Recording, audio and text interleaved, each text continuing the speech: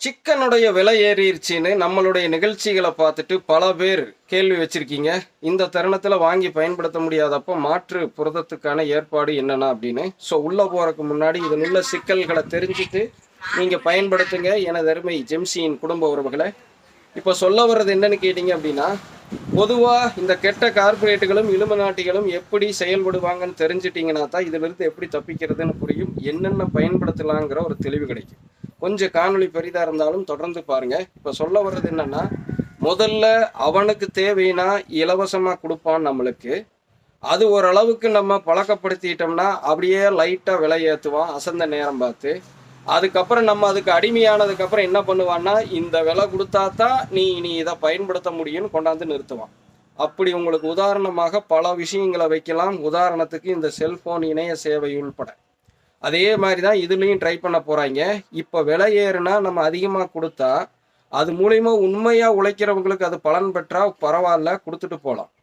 இப்போ நீங்கள் வழக்கமாக பார்த்தீங்கன்னா விவசாயிகள் எப்படி உற்பத்தி பண்ணி கொடுத்தா கம்மி விலைக்கு அவங்கக்கிட்ட வாங்கி நம்மளுக்கு வரையில தான் அது விலை அதிகமாகுதே ஒழிய, நம்ம விலை அதிகமாக கொடுக்குறோங்கிற மையத்தில் அது விவசாயிக்கு முழுதாக போய் சேர்றதில்ல, இன்னும் சரியாக கூட போய் சேராது. தெளிவாக பார்த்தீங்கன்னா அதே மாதிரி தான் இங்கே நடக்குது. இப்போ இந்த பிராய்லர் கோழியுடைய விலையேற்றம் அதை வச்சு வளர்த்துறாங்க பாருங்க, பண்ணையாளர்களுக்கும் அந்த விவசாய தொழில் சார்ந்த செய்கிறவங்களுக்கும் பலன் தருதான்னு கேட்டால் பெரிய கொஷின் மார்க். இடையில இருக்கிற கார்பரேட்டு தான் கல்லா கட்டுறான்.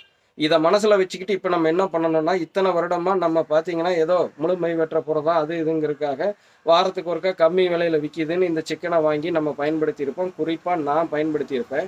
இப்போ இந்த விலையேற்றம் எனக்கு இது நியாயமாக தெரியல, அதனால் நான் என்ன பண்ணுறேன், இதற்கு மாற்றத்தை அடிக்கிறேன். நீங்கள் என்ன பண்ணணும்னு சொல்கிறதுக்கு இந்த காணொலி இல்லை. இப்போ முழுமை பெற்ற புரதத்தை சிக்கனில் மட்டும்தான் எடுக்க முடியுமா? கிடையாது. என்னென்ன இருக்குது, மீன், கருவாடு, இன்னும் ஆட்டு குடல், ஆட்டுக்கால் சூப்பு, ஆட்டுக்காஜுன்னு சொல்லுங்க, கோழிக்கால், இத்தனையிலிருந்து எடுக்க முடியும். முட்டையிலிருந்து கூட தான் எடுக்க முடியும். இது இல்லாமல் சைவத்தில் என்ன, பழைய சோறு, முளைக்கட்டிய தானியங்கள், இயற்கையாக புளித்த மாவுகள், இத்தனை இருக்குது. பழைய சோறு மட்டுமே செலவே இல்லாமல் தயாரிக்கக்கூடியது.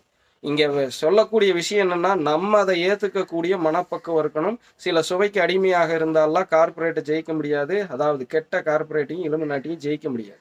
ஸோ நல்லா மனசில் வச்சுக்கங்க. இந்த காணொலியை 4 பேர்த்தோட பகிர்ந்துடுங்க. எல்லா காணொலியும் நம்ம இந்த வேண்டுகோள் வைக்க மாட்டோம். இந்த மாதிரி நடுத்தர வர்க்க மக்களும் ஏழை மக்களும் பலன் பெற தேவையான விஷயங்களை தான் வைப்போம். பகிர்ந்துடுங்க. இப்போ நான் என்ன பண்ண போகிறேன், இதுக்கு இவ்வளோ விலை கொடுத்து வாங்குறதுக்கு நாட்டுக்கோழிக்கே போயிடுவேன். இல்லைன்னா இப்போ சொன்ன இத்தனை ஐட்டத்துக்கு மாறிடுவேன். தற்காலிகமாக தான் விலை ஆட்டோமேட்டிக்காக குறையும். எப்படின்னா, டிமாண்டு கம்மியானாலே ப்ரைஸ் ட்ராப் ஆகும்.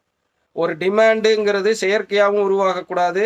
நல்லா நோட் பண்ணிங்க, விலை ஏற்றம் செயற்கையாகவும் உருவாகக்கூடாது. வழக்கமாக என்ன சொல்கிற வர்றோம், நம்ம விளைச்சல் கம்மி, தேவை அதிகம், அப்போ விலை ஏறினா ஏறிட்டு போகுது, பிரச்சனை இல்லை. இப்போ விளைச்சல் பண்ணுறதுக்கே வழி இல்லாமல் தட் மீன்ஸ் சரியான ஒப்பந்தம் போட்டு இவங்க கோழியை வளர்த்தெடுக்காமல் இவங்களுக்குள்ள பஞ்சாயத்தில் கடைசியில் நம்ம பலிகடா ஆகிட்டு இருக்கோம். 1 கிலோ கடந்த சில மாதங்களுக்கு முன்பு எவ்வளவு விற்றது, இப்போ எவ்வளவு விற்கிதுன்னு பாருங்கள். பல முறை நான் சொல்லியிருப்பேன், என்னுடைய புரத தேவைக்காக நான் பிராய்லர் கோழியை தான் பயன்படுத்துகிறேன் பெருமளவு. நான் ஒரு நடுத்தர வர்க்கமாகவும் ஏழை மக்களாகவும் இருக்கிறனால எனக்கு இதிலிருந்து தான் சீக்கிரம் எடுக்க முடியுது. ஒரு பொருளை பயன்படுத்தி கம்ப்ளீட் ப்ரோட்டீன் எடுக்க முடியுதுன்னு எடுத்துக்கிட்டு இருந்தேன். இப்போ அதுலேயும் கை வச்சுட்டாங்க. ஆரம்பத்தில் விலை எவ்வளோ கம்மியாக கொடுத்தாங்கன்னு பார்த்துருப்பீங்க. அசந்த நேரம் பார்த்து கொஞ்சம் விலையை உயர்த்தினாங்க.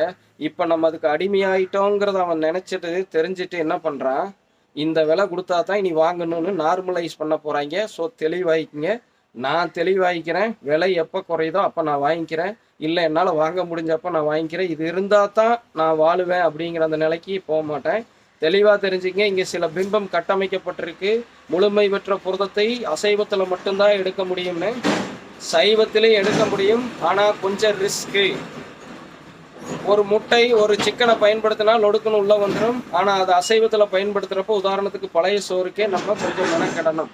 ஒரு நாள் செஞ்சு அதை இயற்கையாக புளிக்க வச்சு அடுத்த நாள் அதை தயார் பண்ணி எடுக்கணும். அதை பல காரணிகள் முடிவு பண்ணும். குளிர்காலம்னா கொஞ்சம் லேட் ஆகும், புரியுதுங்களா? வெய்ய காலம்னா சீக்கிரம் நடக்கும். இன்னும் பார்த்தீங்கன்னா தானியங்கள் எடுக்கணும்னா மல்டி கிரைன்ஸ், நிறையா தானியங்களை நம்ம பயன்படுத்தணும். அதுக்கு தான் நம்ம பவுன் ஃபுட்ஸுடைய மல்டி பர்பஸ் ஆட்டை நம்ம செய்கிறோம். உடனே விற்க வர்றேன்னு நினச்சிடாதீங்க. எல்லாமே உங்கள் முன்னாடி இலவசமாக வச்சுருக்கேன். ரேஷன் கோதுமை, கொண்டக்கடலை, பாசிப்பயிறு, ராகி, கம்பு, சோளம், இந்த 6 எண்ணத்தை போட்டு அரைச்சோம்னா அளவு உங்களுக்கு தகுந்த மாதிரி மாற்றிக்கிங்க. கோதுமையை பிரதானமாக வச்சுக்கிட்டு ஸோ அதை அரைச்சி இயற்கையாக புளிக்க வச்சாலும் அதுலேயும் நல்ல புரதமாயிரும், நல்ல ஊட்டச்சத்தாயிரும். ஏன்னா எத்தனை வகையான தானியம்னு நீங்கள் பார்த்துக்குங்க. ஸோ எனக்கு தெரிந்ததை உங்கள் முன்னாடி வைக்கிறேன். உங்களுக்கு தெரிந்ததை இன்னும் 4 பேர்த்துக்கு வைங்க.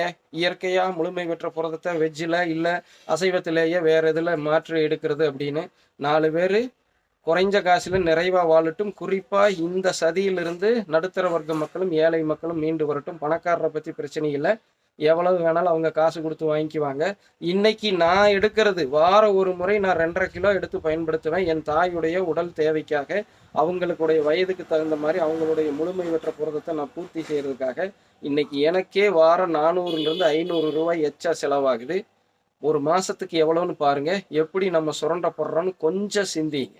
ஸோ தேவையில்லாமல் உருவாகிற டிமாண்டையும் தேவையில்லாமல் உருவாக்கக்கூடிய ப்ரைஸையும் நம்ம கட்டுப்படுத்த முடியும். நம்ம எல்லாரும் ஒற்றுமையாக இருந்தால்.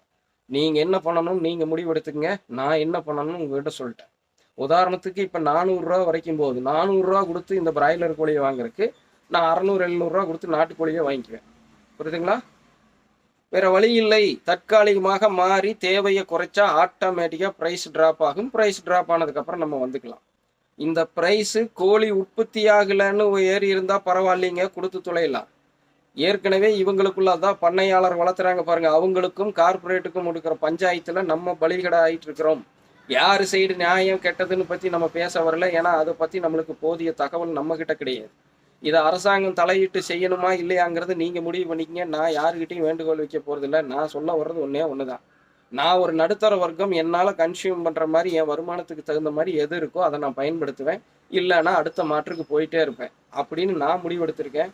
நீங்கள் என்ன முடிவெடுக்கணும்னு முடிவெடுத்துட்டு நீங்கள் இதுக்கு எப்படி சொல்கிறது, இதை நீங்கள் சாப்பிடணுமா சாப்பிடக்கூடாதா எல்லாம் நீங்கள் முடிவெடுத்து நீங்கள் ஃபாலோ பண்ணிக்கங்க. என்கிட்ட இருக்கிற தீர்வை எனக்கு எப்படி நான் பயன்படுத்துகிறேன்னு உங்கள் முன்னாடி வச்சாச்சு. ஸோ ஏற்கனவே நம்ம பல முறை இந்த சிக்கன் குழம்பு வச்சு சுண்டை வச்சு குழம்பு காண்பிச்சிருப்போம். முட்டை கலக்கி எல்லாம் போட்டதை பார்த்துருப்போம். ஏன் இதை முன்னாடி வைக்கிறேன்னா, உங்களுக்கு அதிலிருந்து நான் ஊட்டச்சத்து எடுக்க முடியும்னு சொன்னதை வச்சு நிறைய பேர் இன்னைக்கு அதை ரெகுலராக பயன்படுத்த ஆரம்பிச்சிருக்கீங்க. நீங்கள் இன்னைக்கு அந்த சிக்கல்னு கேட்குறீங்க. ஏற்கனவே அதில் பயன்படுத்தி எப்படி நான் தீர்வு பெற்றேன்னு சொல்லியிருப்பேன்.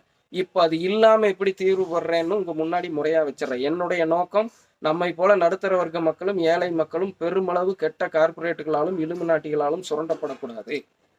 குறைவான காசுல நிறைந்த ஊட்டச்சத்தை பெற்று அவங்களுடைய வருமானத்துக்குள்ளேயே கடன் வாங்காம அவங்க ஆரோக்கியமா வாழணும். இதுதான் என்னுடைய நோக்கம். இதுக்கு தான் நான் ஒவ்வொரு காணொலியும் வழங்குறேன். இதுக்கு தான் 16 வருஷத்துக்கு மேல ரிசர்ச் பண்ணிட்டு இன்னைக்கு உங்களுக்கு 9 வருடத்துக்கு மேல என்னுடைய வாழ்வியலே உங்க முன்னாடி வழங்கிட்டு இருக்கிற நேரலையாகவும் எடுத்து போடுற வெர்ஷன் ஆகும்.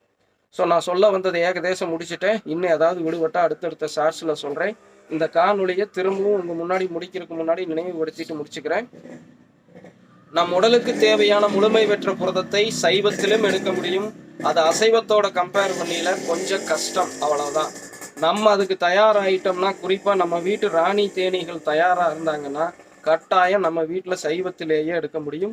இல்லை அசைவத்தில் தான் எடுப்பேங்கன்னாலும் இத்தனை வழி இருக்கு உங்க முன்னாடி வச்சுட்டேன். மீண்டும் சொல்லி முடிக்கிறேன். கருவாடு, முட்டை, நாட்டுக்கோழி, ஆட்டுக்குடல், சரிங்களா, ஆட்டு தலைக்கறி, ஆட்டுக்கால் சூப்பு, இத்தனை இருக்கு.